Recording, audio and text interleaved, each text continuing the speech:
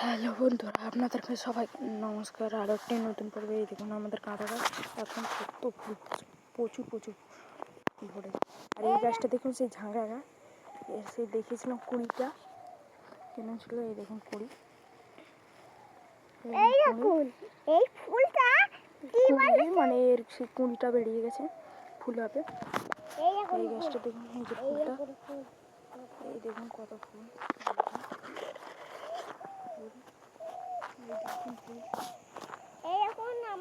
এই গাছটা ছোট গাছ তো ফুল। আর এটা দেখিয়েছিলাম, সেই অনেকটা বড় হয়ে গেছে এই মাঝে।